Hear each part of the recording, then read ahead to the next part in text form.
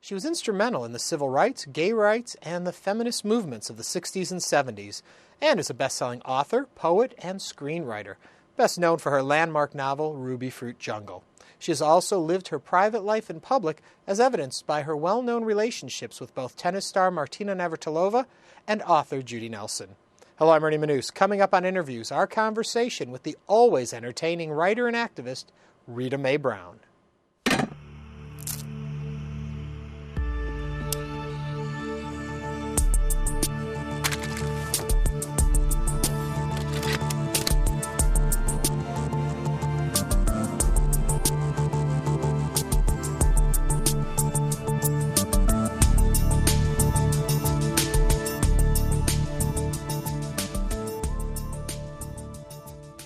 When you approach writing something, when you start out, how much is paid to the story and how much to the art of language?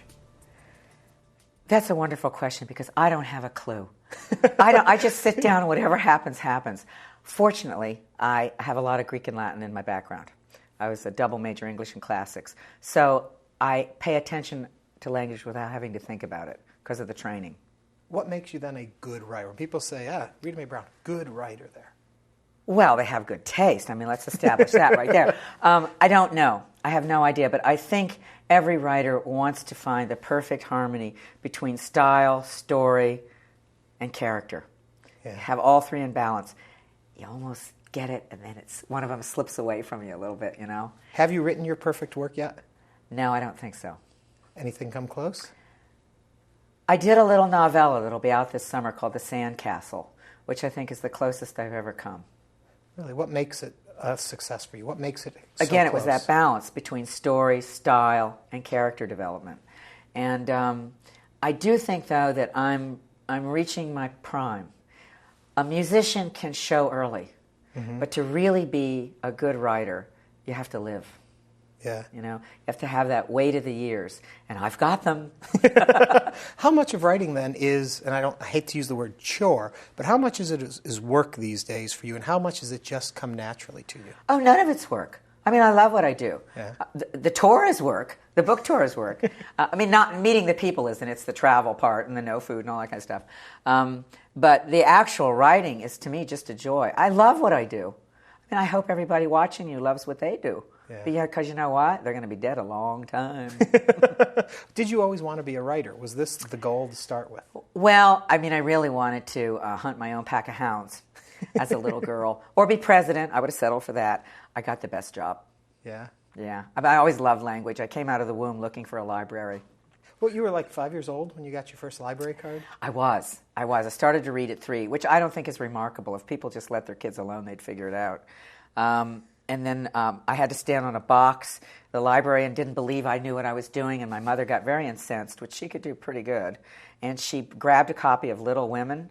I was 5 years old, and she said, "Read that first paragraph, kid." So I did, and the librarian gave me my card. And you never looked back? No, and neither did my mother, because she could dump me there on Saturdays. Get rid of me, you know? Talking a little about your life, too. A lot of people, I think, assume that in the novels you write is the story of your life. How much is there and how much isn't? Actually, not a whole lot. It depends on the novel. Let me back up and say that. And they always assume that you're the main characters. I'm not. Right. But much of it is what I observe or what I learned as a little kid from the family stories when we'd sit on the stoop and everybody would tell the stories. And some of those people had been born, well, one of my great aunt was born before the war between the states. She was 109. Wow. And that all sort of filters in. But I think writers are just great big sponges. And we just soak everything up. With everything you've done and all the things you've been involved with, is writer how you term yourself? No. Who are you? What are you? An old white woman having a great time. Really. But I guess I just think of myself as, I hope I'm a good citizen. I really love this country. I love Virginia. And I hope that I can pull my weight. What defines being a good citizen? Well, you know, doing right by your sisters and brothers, I think, and if you see a wrong, you try to fix it. And you try to think about the generations that are going to come after you, because they thought about me, you know, before I was ever here. George Washington thought about all of us. How could he imagine who we'd be? But he really thought about what would happen. Yeah. The framers of the Constitution, and we all have to do that. When did all the activism get going in you? Well, remember, my generation was the one that fought Vietnam. It was real easy. Right. When your friends start coming home in body bags, it wakes you up very fast. And of course, now we're in it again. I look at high school kids and college kids, and I realize they are closer to me than any generation in between. That was one thing, preparing for this interview, all the things you got involved with in the 60s, you pretty much could get involved with today. A lot of that same stuff is still being battled. But it was the war that just shoved it in our face. Because to this day, nobody has ever explained to me, why were we there? Why was my generation being blasted to bits and then reviled when they came home? Yeah. At least the people in Iraq are not being reviled when they come home.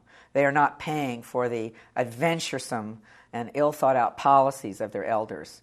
Remember, it's old men who make wars and young men who die in them, and now young women as well. So I think for me that was the kickoff point. And then you began to look all around, and you saw institutionalized racism and the ways in which women were the barriers to economic success. And then, of course, gay people, well, they just shot them, you know, or shut them out. And you began to see, wait a minute, we're being asked to die. We don't know why. These are my sisters and brothers, and they're being treated like you know what. It was pretty easy to get involved. But at what point did you say, my involvement can actually do something? How did you know it would matter? Oh, because of my mom and dad. Because they were always active in the community, and I saw the difference they made in people's lives, and I figured, well, I have to live up to their standard. Yeah. You talk about gay people and their plight. You were at Stonewall? I was one of two women, and I was there quite by accident. I just happened to be walking down Sheridan Square. I stayed at the NYU library late that night. I think I was translating Thucydides. Boy, is he tough, too. And obviously I wasn't very successful, so I gave up and walked home. And all of a sudden there's this eruption. There's these black Mariahs, you know, the big black things that they haul you off in, the cops. And they're pulling up, and the lights are flashing, and all these men are running out of the stores. And some of these guys picked up a Volkswagen and turned it over. And I'm trapped in there like, hey, wait a minute. You know, I'm just this little lady. I'm not a gay girl. Or gay guy or whatever, but it was great to be in the middle of it because it's the first time I saw the irrationality of mob violence. Even though it was a just cause and they had a reason to be angry, I realized this is not the way to make changes. Yeah. It was one of the best things that ever happened to me. Explain a little for our audience, too, what Stonewall was. Stonewall, there was a bar on Sheridan Square, Stonewall, right. And it was frequented in New York City. In New York City. It's north of the Mason-Dixon line. We should say that, too. So they're all different up there, and they talk funny. And the black Mariahs, the cops came and decided to raid it. Obviously, when somebody wants to get elected, you clean up the brothels, and you make a big do about it, and you round up the homosexuals, and you say, I'm cleaning up the city, and then you get elected, and you let everything go back to what it was. Well, it's sort of one of those kind of things. And they picked the wrong group of men. The boys fought back. And I saw all of it. I think the gentlemen were right again. But I saw the explosion of all that pent-up hate. And I realized, you know, this can backfire.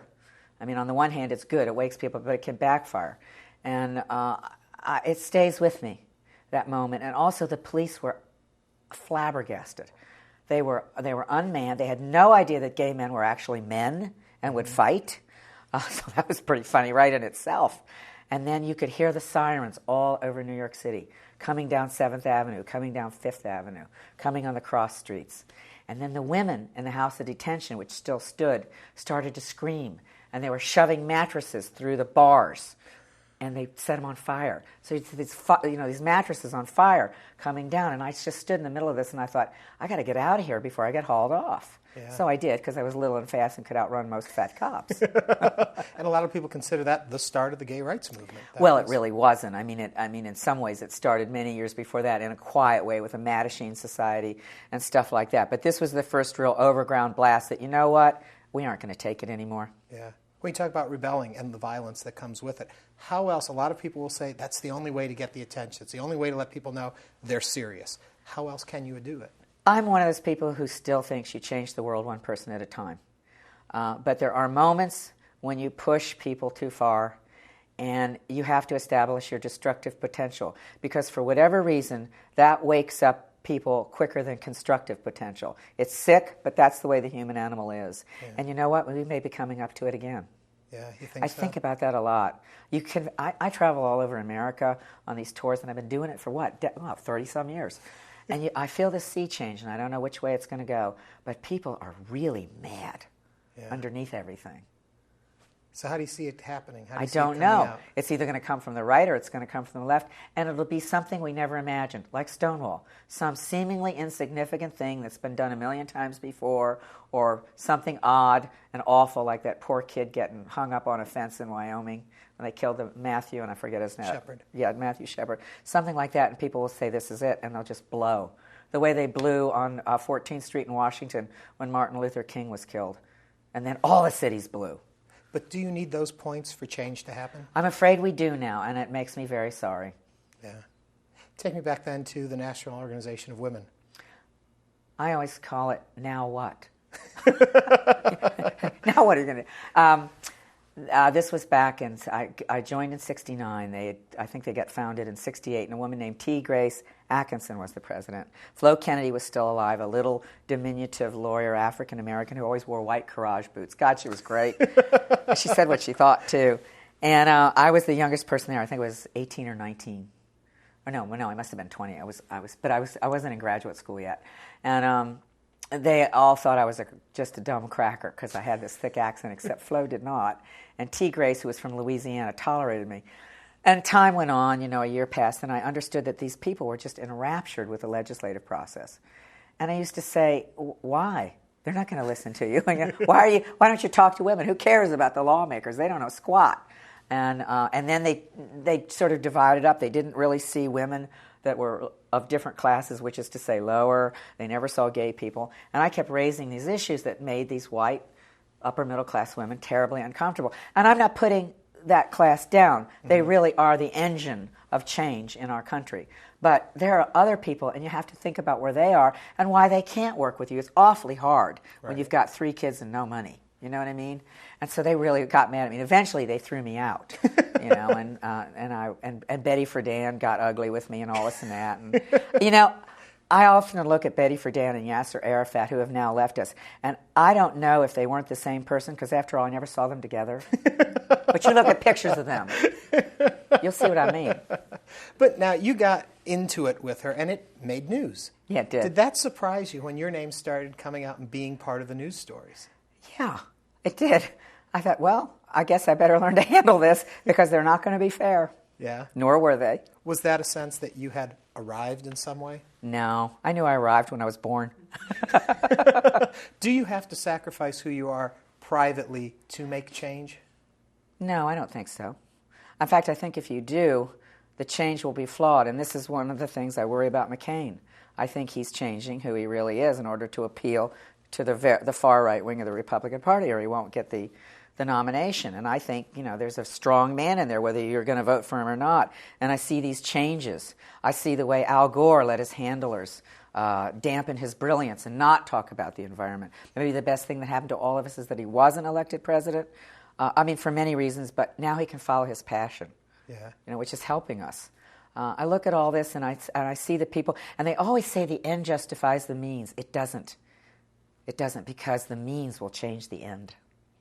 But could you have gone through now, stayed with the organization, and made change from within? No. Why not? Well, because I was honest about who and where I was, and they couldn't handle that. If I had hidden, if I had taken on the cloak of, a double strand of pearls and tried to be older than I was and all this and that, I probably, sure, but I wouldn't have been me. Plus, again, I'm not enamored of the legislative process. It's there are a bunch of lawyers in all of your legislatures, Texas, national, and those guys never had to meet a payroll or plow a furrow, or the women either. They are totally out of touch with reality. Yeah. I would tell you what my mother said a lawyer was, but you would beat me. Well, do you remember the first time you saw your name in print with the word lesbian? No, I don't really, but whenever it was, it obviously didn't bother me one way or the other. I was just glad they spelled my name right. When did the writing then take off, and was it beneficial to have this well-known background of your activism to help it? Well, actually, I was writing in high school. And then, but when all this happened, I would write little political articles and all that. So I began to have a reputation as a young person, and there were a lot of underground newspapers, so you could reach people. You didn't get paid, but still, you had a beginning. And then when all this happened, I thought, well, I'll write a novel. I'll see what happens. And that was fun. That was good. But the lesbian thing sort of trailed after me, like this little shadow forever and ever. And I realized, well, they think this giant dyke is going to come into the room, this 6-foot bruiser with chains and a motorcycle and all this and that. Here I am, this Southern girl that's been through cotillion, for God's sakes, and I'm expected to do tease. And anyway, it was funny. That part of it was all very funny in a way. But it woke me up to how deep prejudice is and how much women are hated on some levels and feared. Hate always comes from fear. And once I woke up to that, I thought, ooh, we got a lot of work to do. And I'm just going to have to accept this and I guess be the good gay Girl Scout until somebody else comes along and takes it over. My God, it took them 20 years. I mean, I was the only lesbian in America. I don't recommend this to anyone because I was a failure as a lesbian. I mean, for God's sakes, what's the point of doing it? So then what about your personal life? Now we go back to that again. And how, when you're out there in the press and known, and now you're the lesbian of note, is it hard then to be with someone for fear that they're going to think, well, if I'm with her, everyone's going to know? Oh, sure. I didn't have a personal life. I mean, I had my boyfriends, which, of course, nobody ever wanted to talk about. You see, I have a whimsical disregard for gender. And people don't want to know that about you. They want to keep harping on the other stuff because nobody would tell the truth about themselves. And I would just say, well, you do what you want. But well, then that must even be harder on the boyfriend. I would think that your girlfriend is the well-known lesbian. My boyfriends had body parts like cantaloupes. I never worried about them. They were men. They were real men. I think what was odd was how long it went on for me and people's misconceptions. So I did rise to the occasion. And then after a while, actually, some women looked at me and weren't so upset at going out with me. I mean, that took another 15 years. But that was rather pleasurable. But I must repeat to you what Marlene Dietrich said, because those were days when people could be very open. And she was bisexual, and a reporter said, well, Marlena, who's better in bed, men or women? And she said, well, women, darling, but who can live with them? I always thought, Marlena knows. Okay, now I'm going to change gears totally into something that's just something that I love and didn't even realize you had something to do with until I started. Slumber Party Massacre. Oh, fun. That movie, and I didn't realize it was supposedly made serious because I've always thought of it as a funny movie. Oh, it was funnier when I first did it. The whole thing was a send-up. You wrote the original screenplay. It was my first Hollywood job, and it was hysterical. And Roger Corman, who is a genius, he really is. He went to Oxford. He was a Rhodes Scholar. He was the producer. He had it in the can. And for people who don't know, he discovered Jack Nicholson and Lucas, and everybody started with Roger. So they had it in the can for about a year or so, and then they took it out and they made it sort of more of a serious slasher movie. But originally it was really funny. But that's okay. It got me my start. And then I started working in Hollywood, still writing the novels by that time. And I was so lucky. I got 2 Emmy nominations for my work, and then 2 other shows that I worked on, the productions got nominated because I worked with the best people, not just because I was good, but I really worked with the best, and it rubs off. Yeah. Did the publishing world see you as slumming by going into Hollywood and doing that, or no? No, I never got much feedback. I think where they saw me as slumming is when I began to write genre fiction.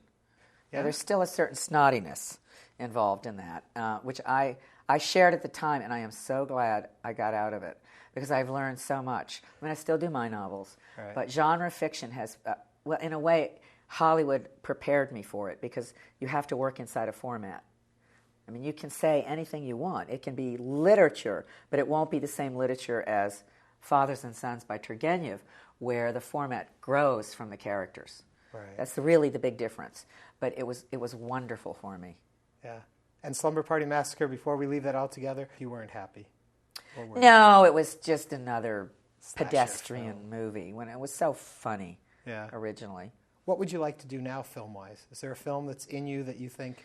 Yes, there's a film that 20th Century Fox, a book that 20th Century Fox bought almost 40 years ago as a vehicle for Sean Connery and Susanna York, and it's called Nine Tiger Man.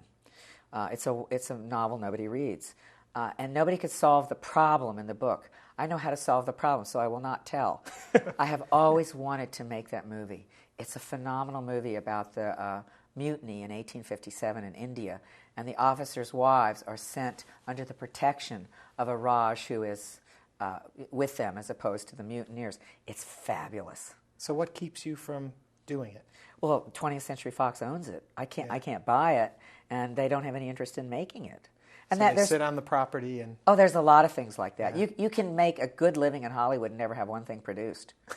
You just write it, they buy it, and it sits in the vault. And that's unfortunate because there's a lot of good work sitting there. Yeah. You know, Faulkner tried to write for the movies. And you see all this. But eventually you have to get away because the business... It's getting better. I think it's sort of coming back in a way. But the nervousness, the fear, nobody holds their jobs long. And now it's become so derivative. Instead of drawing from life, they're drawing from movies that were done 50 years ago or television shows. Oh, yeah, do you remember X? And I'm like, no, I kind of remember the farmer that sat on the old tractor that was a tripod tractor. And I think that's one of the reasons so much of the work is vitiated. Yeah. But it's a strange environment. Hollywood is high school with money. That's a nice way to put it. And you have to open so big with a film, too. It's got to be a huge opening weekend or it's considered a disaster, too. Yes, but that's changing, too. I mean, things like The Queen have changed. I mean, there's a swing back in which mature people are saying, you know, we'd really like to watch movies a little different than shoot-em-ups. Not that those aren't fun. I'll watch those movies made for adolescent males. You know, they're always violent because that's what the developmental process you go through. But also violence is understood all over the world. Humor isn't. You know, Japanese sense of humor might be different than ours. But we all understand violence, and that's why you get those big movies that are just killers. But it's interesting to see people saying, no, I think I'd like a movie about real people now. I'd like to see relationships. So the pendulum's starting to swing back. And it's exciting. Can your cat write a screenplay? She can do anything. I mean, look, she's smarter than I am. I don't have anyone to pay my bills. I don't have anyone to feed me. I don't have anyone to tell me I'm beautiful and give me the best seat in the house. She's got it all. Because you and your cat write books together. You bet. Explain that.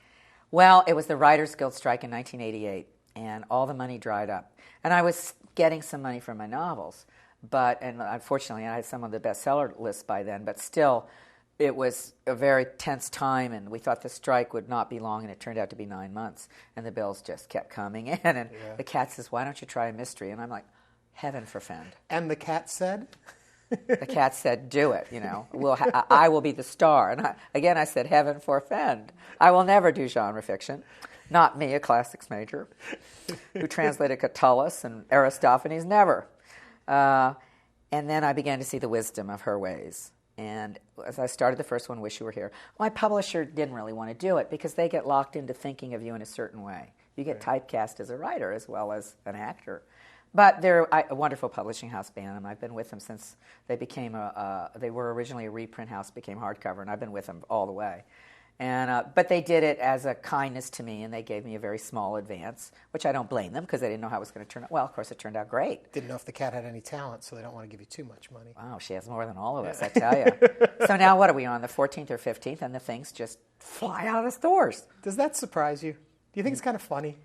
I think it's funny, but I think it also shows how desperately Americans need a connection to other life forms, that they are so attached to their cats and dogs. And what is it, something like now the pet business, you know, not just food, but toys and all that. It's something like it's billions of dollars. I want to say 36, but I could be wrong. I know I read it in Barron's, but I don't remember the exact figure. And a part of it is this need to connect back to nature because 90% of our population lives in suburbs and cities. Yeah. So you're so removed. Look, every life form on the face of the earth is a winner because the ones that couldn't adapt are extinct. So you and I can learn from everything out there. And I do think part of this is this desire to get back, but nobody quite knows how. But also, they're the animals closest to us and have been for millennia. Yeah. What do you learn when you spend a day on your ranch? Farm. I'm in the east. Farm. Excuse me. Your farm. Well, I could say estate, but it's really not. We haven't reached that level yet. Yeah. No, with your 30-odd horses and so on and so forth. What do I learn? How lucky I am. How beautiful America is because I look right at the Blue Ridge Mountains. How fabulous Virginia is because, as you know, 1 out of every 4 Virginians is mentally ill. That's what my mother told me. And, you know, think of your 3 best friends. If they're all right, it's you. So I'm surrounded by all this excitement, and I can communicate with animals easier than people. I mean, those were my first connections in life. So I am where I am. There's a line in real estate that says land should have its highest and best use. So should people. And when I'm there, I'm at my highest and best use. Yeah. And I draw so much from it. Do you still enjoy writing as much as when you were a child? Oh, sure. Yeah. Oh, sure. I mean, if I don't like something, I don't do it. I mean, sure, we do some things because but you know what I mean. Life is too short, and I'm going to be dead a long time. So now what do you do? You've worked through the civil rights movement. You've published novels. You've written movies.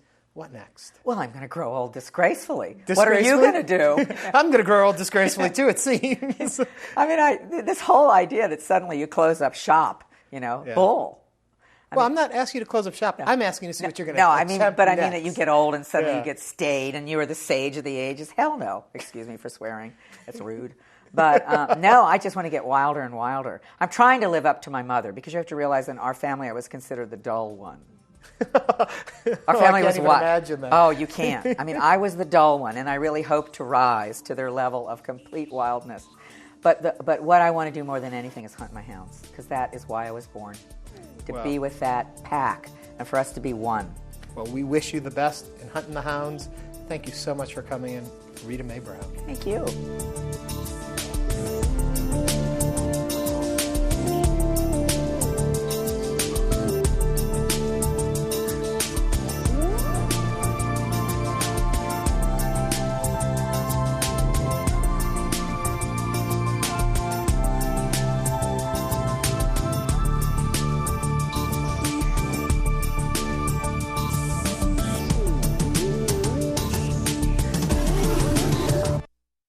To order a DVD of this or any episode of InnerVIEWS, please visit HoustonPBS.org.